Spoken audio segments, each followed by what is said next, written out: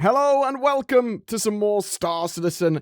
I wanted to talk about things I hate about Star Citizen. Normally I talk about the Star Citizen news or things that I like, but I've been covering Star Citizen for over 7 years now, so I have quite a list of things I dislike. This ranges from things in game, things about development, things about the project, and in no particular order I'll start with elevators. Oh, I hate elevators in Star Citizen. Someone had the great idea to make elevators physicalized, so you actually move to the place that you're going to in the elevator rather than just teleporting you there. But elevators move in a really weird way. Yeah, it's physicalized, but sometimes they effectively move through things they shouldn't be able to move through. But that's besides the point.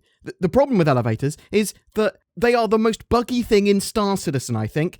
If you cannot get an elevator to work, if it does not come down, if it does not take you to the location you want to go to, you just can't leave a landing zone. You can't participate in playing the game. You can't access your ship. You can't get into a bunker to do a mission. They also seemingly break just randomly as part of a build or patch, and it's happened consistently over the last few years. Elevators, I hate you. But that's okay because they hate me too. Something else I hate, I suspect most other people do as well, long development time. Star Citizen is characterized by its hugely long development time and a bit of a confusion between, well, when's the game actually going to come out? We don't know. We don't know when it's going to come out. We don't know when Squadron 42 is coming out. We don't know when Star Citizen is coming out. Star Citizen has thousands of moving pieces that they all want to sort of puzzle piece together. And yes, they are building out that core experience at the moment, and they're actually pretty close to having a lot of the core of the engine in the game done. We're moving into territory where they're going to be having Alpha 4.0 maybe at the end of 2023. And by that time, we'd have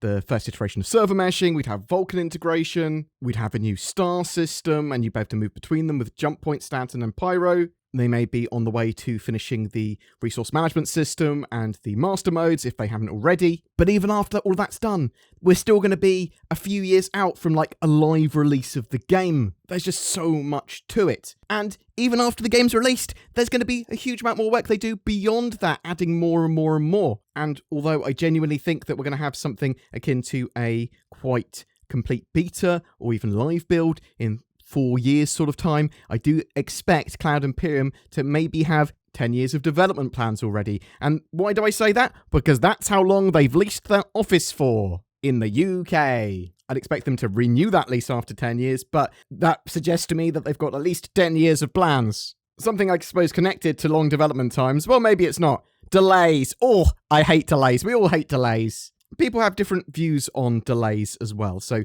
I'll give you an example of what I mean by delay. 3.18 is planned to be out by the end of the year, and it's not out, and they go, well, actually, we're going to make the live build, we're going to push it to January. Now, that's not sort of devastating or, oh my god, this has ruined my life or anything like that. It's just annoying. It's something I really dislike. I want more in my hands rather than less. I don't like delays. I understand delays. I'm totally up for, well, actually, we don't want to release a live build because it's just not ready. It's going to be too buggy to release to the live build. It's going to give everyone a bad time. Let's give it a little bit longer to get it in a much better state. Cool. Totally understand. I just hate delays still. And delays are markedly different, in my opinion, than sort of long development times, because a delay is, well, something that's expected, that Cloud Imperium even expect to have, but it's just not ready for some reason, either due to reprioritization or because there are bugs or blockers. For the next thing I hate, I'm going to throw a big wide net.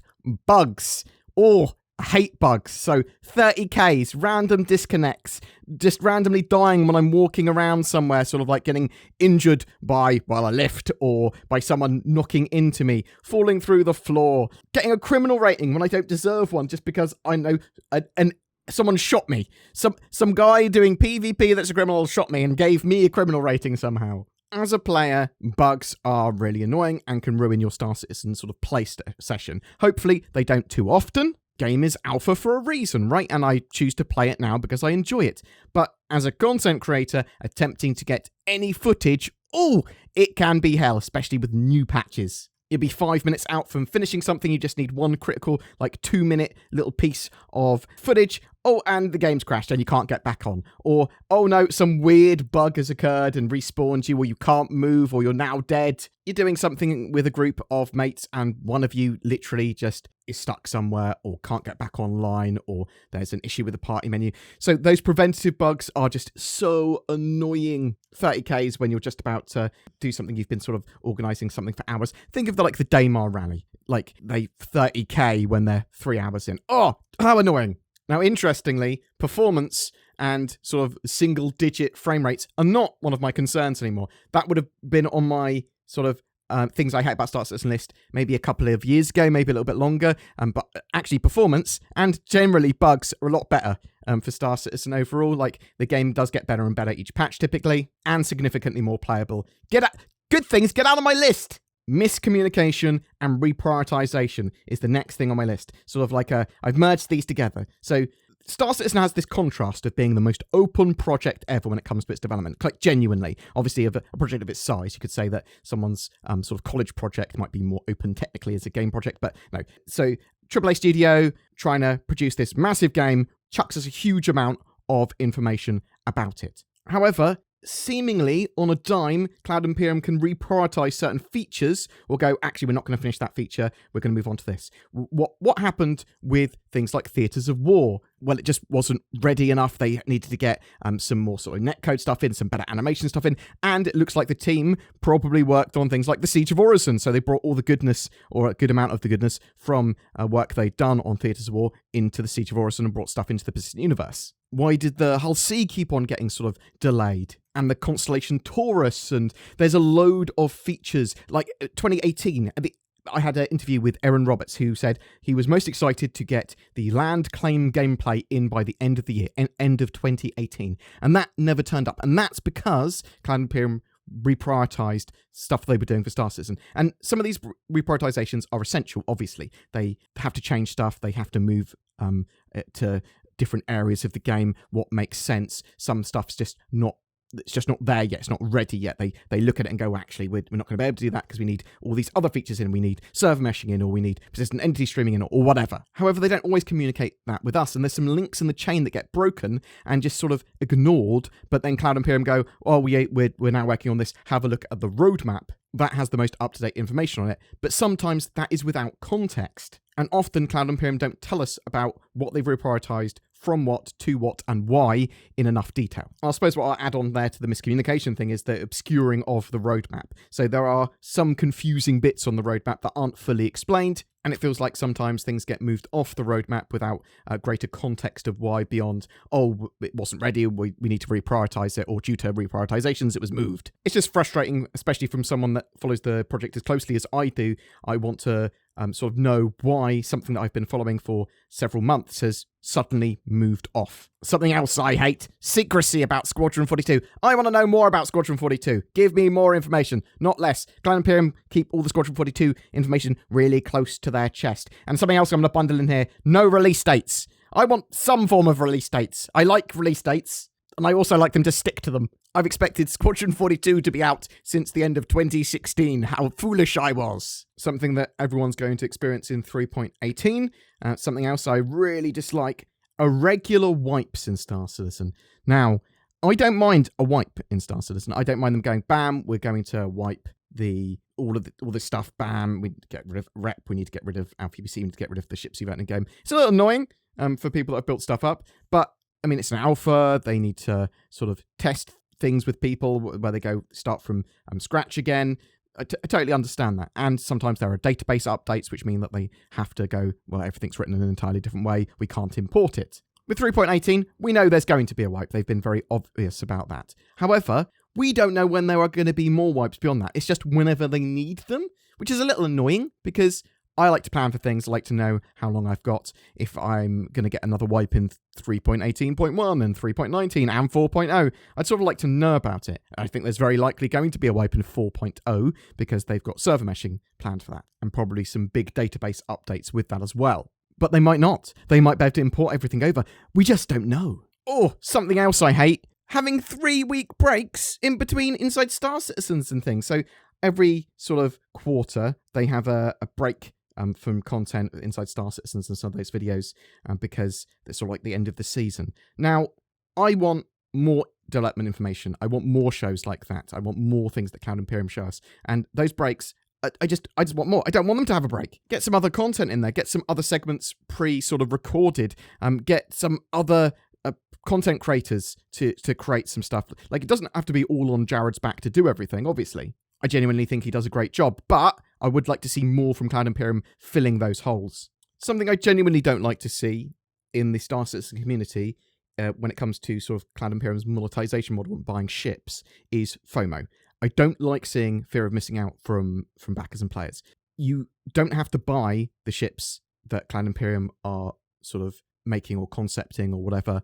You can literally just get a starter package and then earn that stuff in game. I sometimes see some of my viewers and people on Reddit and lots of people sort of commenting on, they really want to buy something, they really want to buy this ship on, or they want to melt one of the other ships that they love for it. You only need a starter package. Don't get rid of another ship that you love. That said, I don't mind a little bit of FOMO when it comes to events that Cloud Imperium run. So I want the events like Xenothreat and Jumptown, even Siege of Orison. I do want there to be a bit of hype around them and limited times around them, even if they're just sort of like running, even if they ran them 1 week every month or something, just so it sort of focuses players into doing them all at the same time.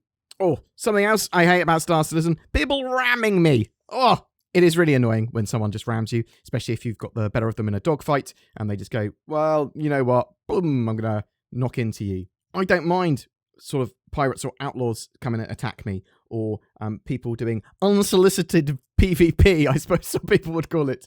That's sort of part of the game to me. But if they know they're going to lose, or just to be an asshole, they just ram you. It's just very annoying. That sounds like 10 things, right? That's how you do lists. 10 things I hate about Star Citizen. That's what we'll call this video. And don't get me wrong, I love Star Citizen. I am a Star Citizen fanboy. My bias is that I've covered Star Citizen for over 7 years on my channel. It is the main focus of my channel, and I love the project warts and all. I'm hoping that Cloud Imperium stop being as scared of being wrong or incorrect or having delays and that sort of stuff, and just start giving us a bit more information, sort of expand out the roadmap, give us even more stuff.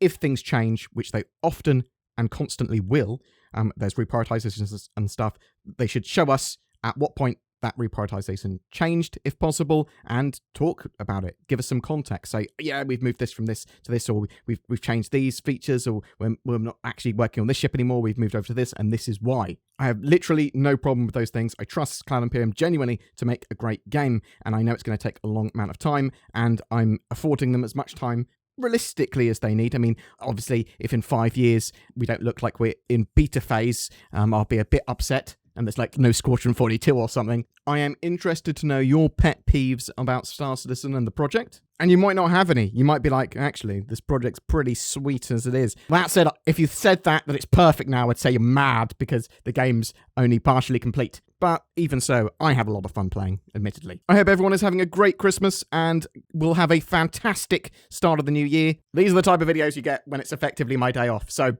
enjoy. Thanks for watching, guys. You take care. Peace. Do you have eyes? I know I do. Do you want precise eye and head tracking that's natively supported in Star Citizen for that deep immersion?